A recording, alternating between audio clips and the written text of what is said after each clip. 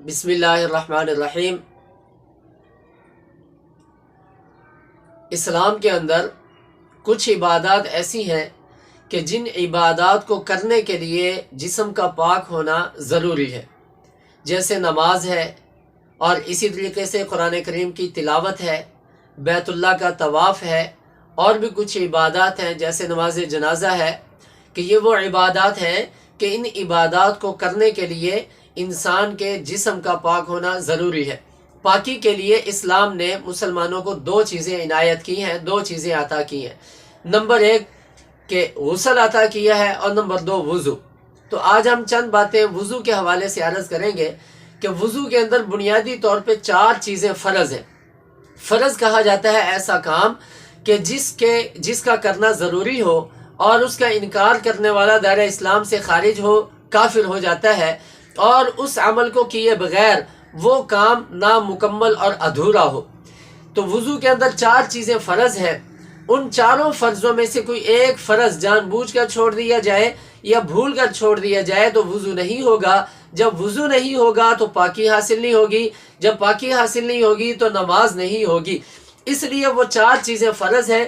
سب سے پہلی چیز ہے کہ انسان اپنا چہرہ مکمل دھوئے۔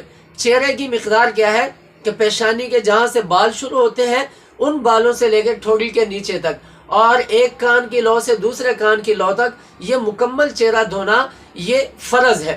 اور اس پورے چہرے کے اندر اگر ایک بال کے برابر بھی جگہ خشک رہ گئی تو انسان کا یہ فرض ادا نہیں ہوگا، وضو نہیں ہوگا۔ اس لیے خصوصاً آنکھوں کے جو حصے ہیں وہ ہو گئے، یا پیشانی یا یہ کانوں کی جو لو کے قریب کے حصے ہیں ان کو دھونا، یا یہ ٹھوڑی کے نیچے والا حصہ ان کو دھونا ضروری ہوتا ہے۔ اس لیے جب وضو کیا جائے تو ان چیزوں کو اچھی طرح چہرے کو مل کے دھویا جائے۔ اور پھر جن حضرات کی داڑھی ہو اور وہ داڑھی اتنی گھنی ہو کہ اس میں سے چہرے کی جلد نظر نہ آتی ہو، تو ایسے انسان کے لیے داڑھی کا خلال کرنا وہ سنت ہے۔ یہاں سے داڑھی کی جو چہرے کی جلد ہے اس کو دھونا ضروری نہیں ہے۔ اور اگر بال اتنے کم ہے یا ویسے داڑھی الیاذ باللہ استغفر اللہ داڑھی کٹواتا ہے، منڈاتا ہے، اور جس کی وجہ سے چہرے کی جلد نظر آتی ہے، تو اس صورت میں اس جلد کو ترک کرنا ضروری ہے، اور وہ بھی فرض میں شامل ہے۔ دوسرا وضو کا فرض ہے کہ اپنے کونیوں سمیت بازو دھوئے جائیں۔ کونیاں، یہ جو کونی ہوتی ہے اس کونی سے اوپر تک جو ہے وہ بازو کا دھونا یہ ضروری ہے۔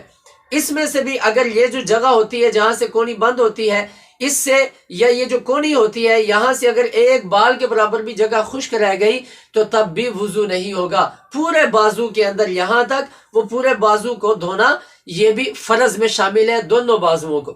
نمبر 3 ہے کہ سر کے چوتھائی حصے کا مسح کرنا۔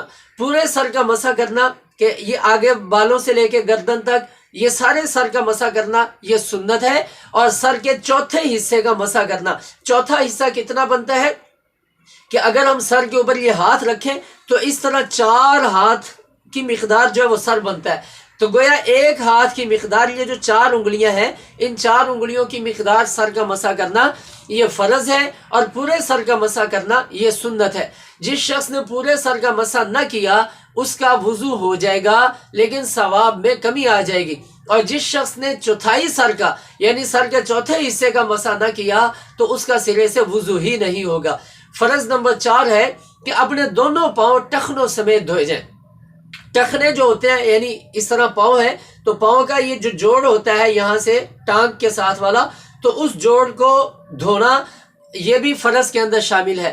اگر وہ ٹخنے کی ہڈی بھی خشک رہ گئی یا خشکی کی وغیرہ سے پاؤں کا کچھ حصہ خشک رہ گیا کہ جس میں پانی تو بہایا گیا ہے لیکن جلد تر نہیں ہوئی، تو اس صورت میں بھی فرض ادا نہیں ہوگا۔ انگلیوں کے درمیان، پاؤں کی انگلیوں کے درمیان اگر پانی نہ پہنچنے کا خدشہ ہو تو وہاں پہ پانی پہنچانا بھی ضروری ہے، لیکن اگر پانی پہنچنے کا یقین ہے کہ جناب پاؤں کی انگلیوں کے درمیان، ہاتھوں کی انگلیوں کے درمیان پانی چلا گیا ہے تو پھر پانی پہنچانا ضروری نہیں، بلکہ پانی چونکہ پہنچ چکا ہے۔ یہ 4 چیزیں فرض تھی وضو کے اندر، ان میں سے کسی ایک چیز کو بھی چھوڑ دیا جائے جان بوجھ کر یا بھول کر تو وضو نہیں ہوگا۔ اس کے علاوہ انشاءاللہ وضو کا سنت طریقہ کیا ہے وہ ہم اگلی ویڈیو کے اندر انشاءاللہ بیان کریں گے۔ اللہ تعالیٰ ان باتوں پہ عمل کرنے کی توفیق نصیب فرمائے۔